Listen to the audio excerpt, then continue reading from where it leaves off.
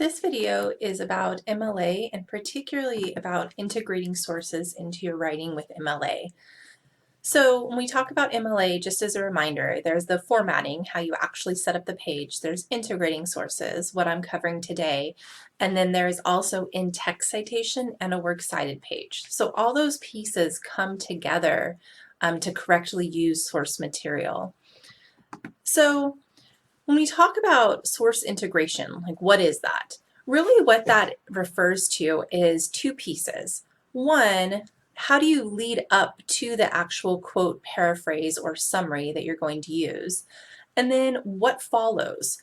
So signal phrases and source explanation are really the two key parts of integrating sources correctly.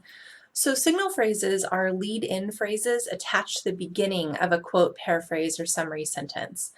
So it's not a separate piece, it literally gets attached to the sentence containing source material. You could think of it as the beginning of that sentence. Every single sentence that contains source material needs a signal phrase.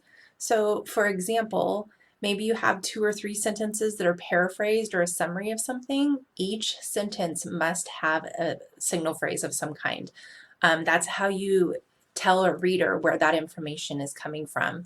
It's how you signal that it's not your idea, it's someone else's.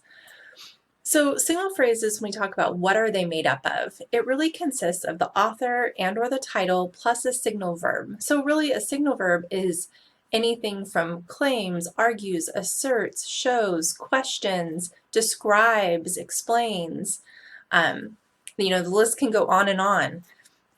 If you want like a helpful tip, you can Google and find lists of different signal verbs or reporting verbs, they're also called, online. And you could just have kind of a cheat sheet of all those different verbs. That way you're not trying to kind of think up of different ones on your own. So that's the signal phrase part. Again, it's literally the lead-in. The source explanation is what follows. So after you have a quote, a paraphrase, or a summary statement in your writing, then what? Well, then you need to synthesize that information. So explain how that fits in with your ideas. Is it showing an opposing side? Is it supporting something that you're saying? Does it give an example of something that you've been referring to? But make sure that you're clarifying that. If it's anything that's technical or more complex, it may also be useful to rephrase it or restate it for clarity. Now, in terms of what do these signal phrases actually look like? Because signal phrases is what I'm going to focus on, just because explanation can take on so many different forms, whereas signal phrases, there's some actual real specific templates that I can give you. So some examples of templates would be something like according to, in whatever the title is, the author claims, or the author says, or the author whatever, right? Or the article and then the article title, or the website title, the movie title, whatever it is, includes. And so there's all kinds of ways that you can set up those beginning signal phrases. You just want to make sure that they're there. And you can see that I have some examples below. So according to Rachel Carson, in the obligation to endure, Rachel Carson claims. The chapter, the obligation to endure includes. So those are just some examples, and those are all the exact same source.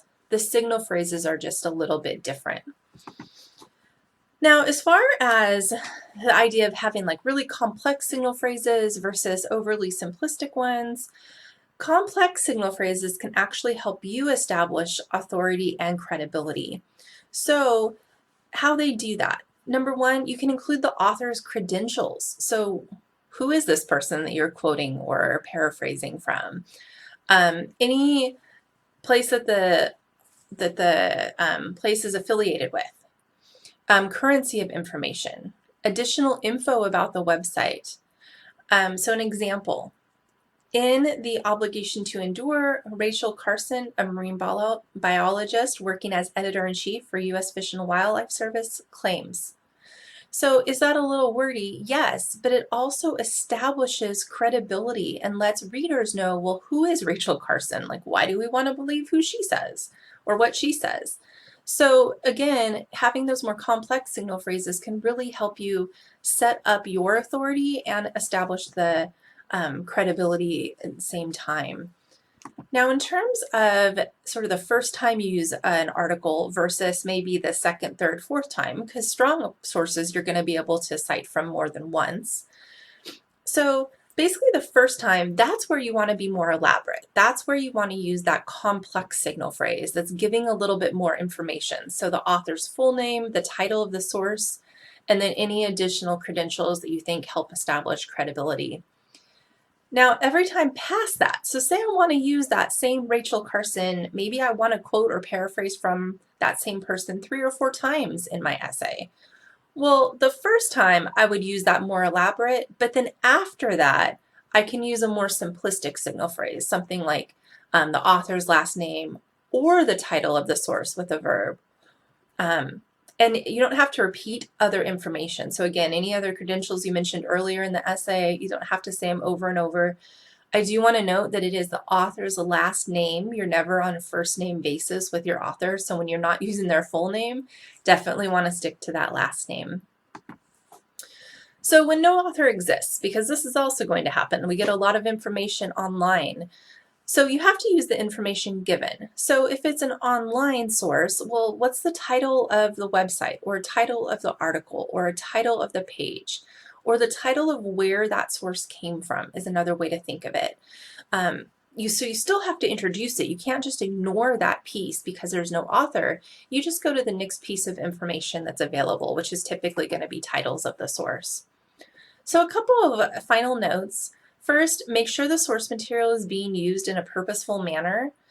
Check that the source material actually functions and helps make your point. So you don't want to just shove in source material for the sake of having source material in your writing. You want it to be purposeful and have some intentional reason of being there.